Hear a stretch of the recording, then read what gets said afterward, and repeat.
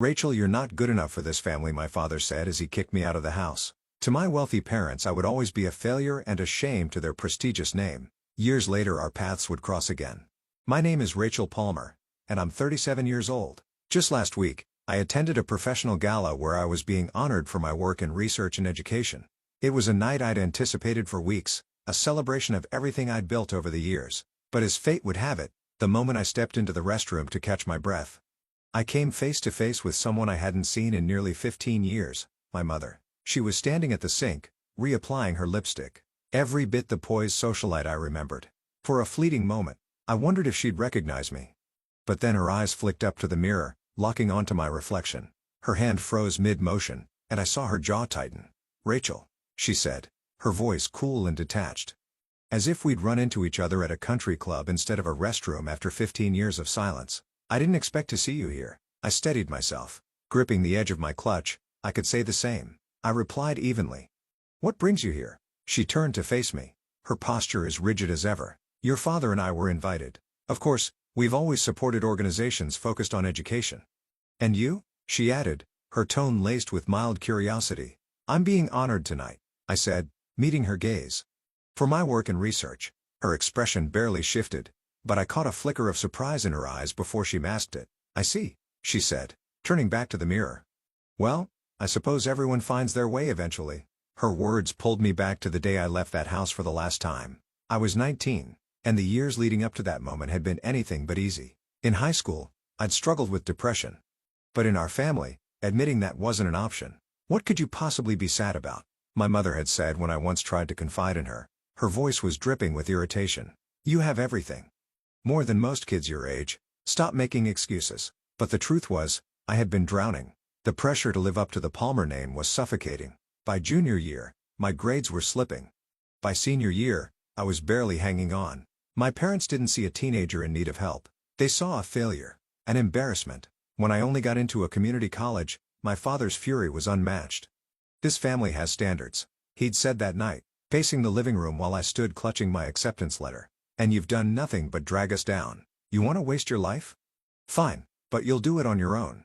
I was kicked out that night. I can still feel the weight of the duffel bag I carried as I left the house, filled not just with clothes, but the heavy reality of being completely on my own.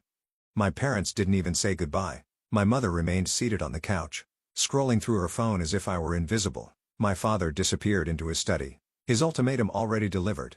For the first few weeks, I crashed on a friend's pull-out couch while I figured out my next steps. Community college wasn't glamorous, but it was mine. I worked part-time at a diner to cover tuition and rent, scraping by until I could afford a tiny studio apartment. It was a grind, balancing classes, shifts at the diner, and the relentless voice in my head that whispered I was a failure. But for the first time, I could breathe, even if the air felt thin. That first year was a blur of late-night study sessions and endless shifts, but it also brought something unexpected: hope. I decided to study chemistry, partly because I loved it, and partly because I wanted to prove to myself, and maybe even to them, that I could excel at something difficult. It wasn't easy. My high school grades had been mediocre, and I felt like I was starting from behind. But for the first time in years, I wasn't crushed under their expectations. I could focus on learning. I still remember my first chemistry exam. I had spent weeks preparing, poring over every formula, every reaction, until I could practically recite them in my sleep. When the professor handed back the graded tests, I hesitated, terrified to look. But there it was, a 92%. I nearly cried right there in the classroom. It wasn't perfect, but it was mine. I'd earned it. That small victory felt like the first step toward rebuilding myself after everything had fallen apart. Over the years, I evolved in ways I never expected. College wasn't easy, but I learned how to work for what I wanted. The more I gave, the more I grew. By the time I finished my associate's degree, I wasn't just a student anymore. I was someone who had learned how to fight for her place in the world. When I transferred to a 4-year university, the obstacles didn't stop, but I had learned how to face them head-on. The shy, insecure girl who barely scraped by in high school was gone. In her place was someone who could stand in front of a class, explain complex concepts, and hold her own. Chemistry, which had once been a daunting challenge, became my passion. I didn't just want to pass anymore. I wanted to excel, to prove that I wasn't the failure they thought I was. While juggling part-time work, I also interned at local research labs, gaining hands-on experience that eventually led to a life-changing opportunity. becoming a lead researcher at a nonprofit dedicated to advancing science education. It wasn't just a job, it was a mission. I wanted to create a space where other kids, the ones who were told they weren't good enough, could find their way too. Graduating with my bachelor's degree was supposed to be a triumphant moment, but when the day arrived, I realized something painful. My parents hadn't even called. Not to congratulate me, not to ask about my plans, nothing. My father, the owner of a massive fertilizer company, had more money than he knew what to do with. He and my mother lived in a mansion, hosted extravagant parties, and rubbed elbows with politicians and CEOs. But for all their wealth, they'd never taken an interest in me unless it was to criticize. Even after I graduated with honors, after working tirelessly to get where I was, I didn't exist in their world. To them, I was a reminder of their failure, an inconvenient blemish on their perfect lives. It stung more than I wanted to admit. I had hoped, maybe foolishly, that they'd at least acknowledge my hard work, but they didn't. It was as if I had never mattered to them. That realization hit harder than I expected. The only family member who came to my graduation ceremony was Aunt Lydia, my mother's younger sister. Lydia was the black sheep of the family, shunned for being too eccentric. But she'd always been kind to me. She was the one person who remembered my birthday even when my parents pretended I didn't exist. When I saw her in the crowd, waving excitedly from the back, a lump formed in my throat. After the ceremony, I found her waiting in the parking lot with a huge bouquet of flowers. "You did it, kid," she said, pulling me into a tight hug. "I'm so proud of you." It wasn't much, but it was enough. It wasn't the cold silence I'd grown used to. Aunt Lydia reminded me that family didn't have to mean perfection and that love could come from unexpected places. She didn't care that I hadn't followed the straight path my parents wanted for me. She cared that I'd made it no matter the hurdles. A few months after graduation, while wrapping up a research project at the university, one of my professors, Dr. Collins, pulled me aside. He was an old-school chemist who spoke about the periodic table like it was poetry. He had noticed my work ethic and persistence. "Rachel," he said, his voice calm and thoughtful, "I've been in touch with some colleagues at Oxford University. They're offering a research opportunity in environmental chemistry, and I think you'd be a perfect fit." At first, I thought he was joking.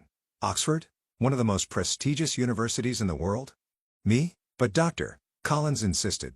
"This isn't just a job," he said, "it's a chance to make real contributions to the field. You've earned this, don't let fear hold you back." His words stayed with me as I filled out the application. I applied hesitantly, not fully believing it could happen. The process was rigorous, and I doubted I'd make the cut. But weeks later, an email arrived. "We are pleased to inform environmental chemistry at Oxford University." I was stunned. Moving to England felt like stepping into an entirely new world. I didn't tell anyone, not my parents, not my old friends. The only person who knew was Aunt Lydia. A few days before I left for England, I called Aunt Lydia. She was the only person I trusted with the truth. "You've worked too hard to let anything hold you back," she said, her voice steady and encouraging. "Do this for yourself, Rachel." She understood why I needed to disappear, to escape the shadows of my past and carve out a future without the weight of anyone's expectations hanging over me. I asked her not to tell anyone where I was going. I didn't want them to find me, or worse, drag me back into their world of judgment and indifference.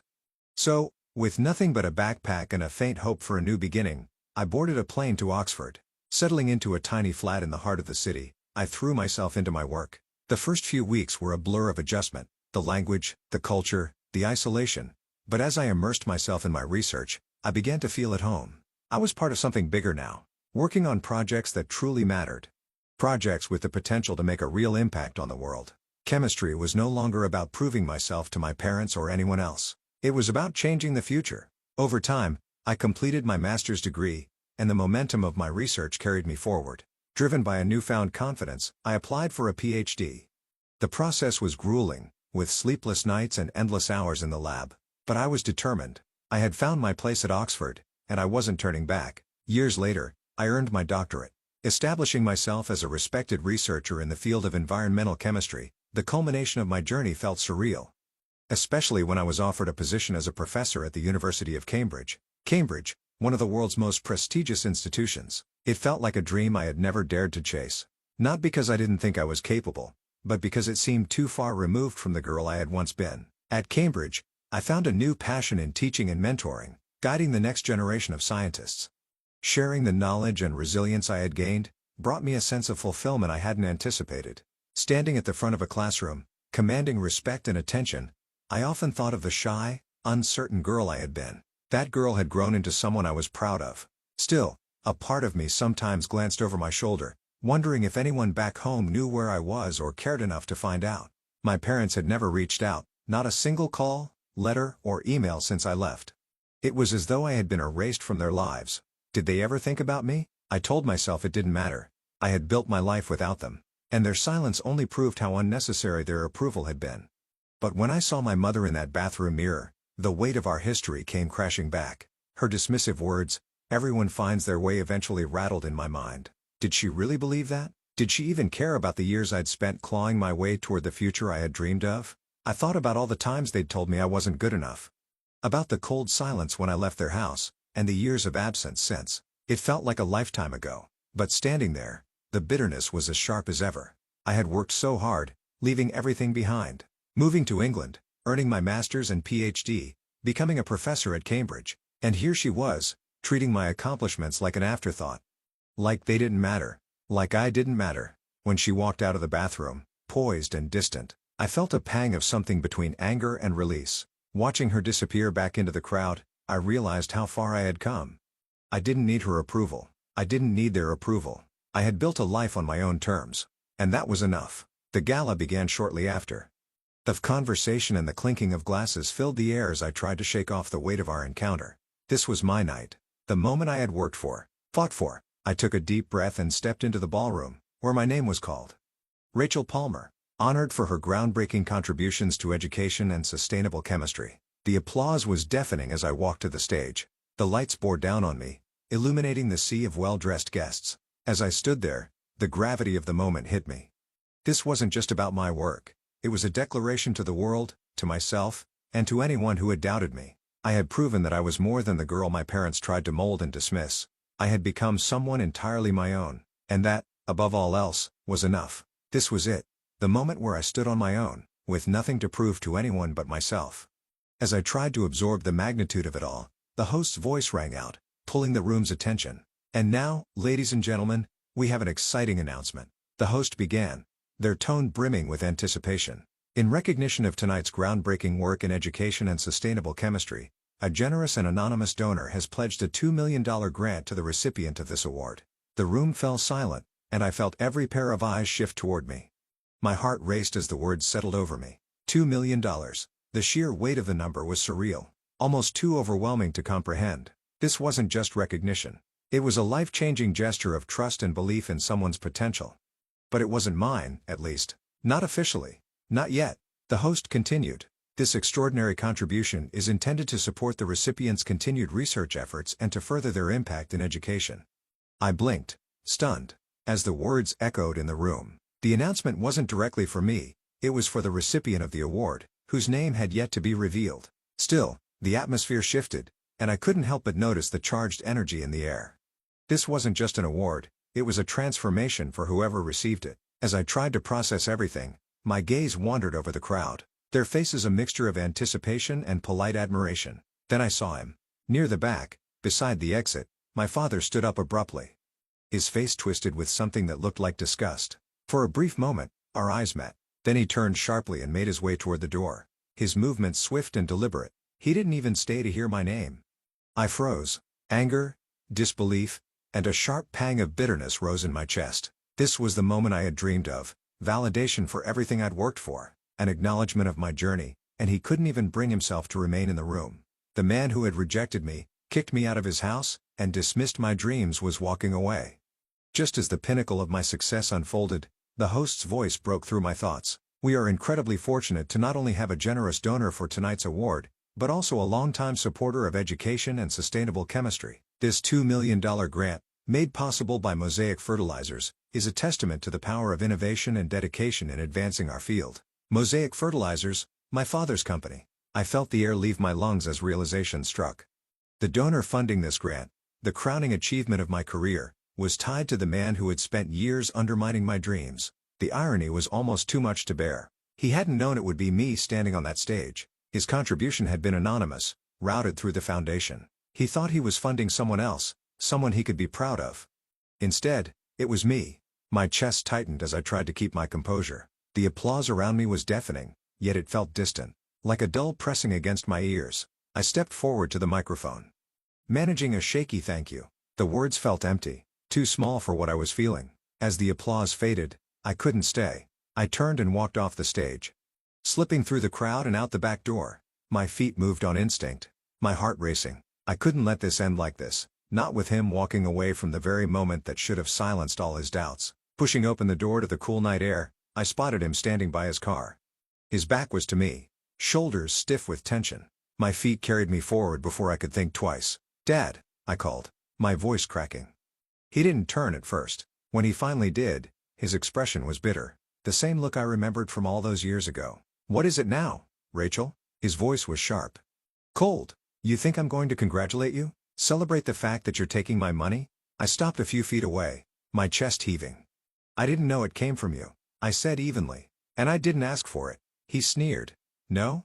Well, it's yours now. Enjoy it. But it doesn't change a thing. You're still the failure I kicked out of my house.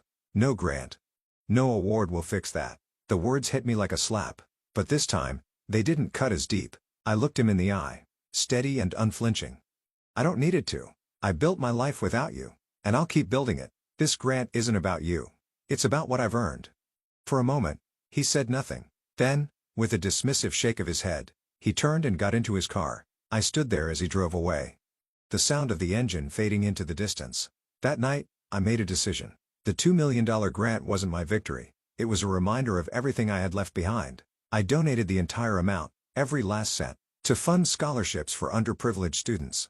They deserved a chance to create their own future, free from the burdens of judgment and expectation. As I pressed the final confirmation on the donation, I felt a quiet sense of peace. My father's money didn't define me. His approval didn't validate me. My legacy would be my own, and that was worth far more than any grant.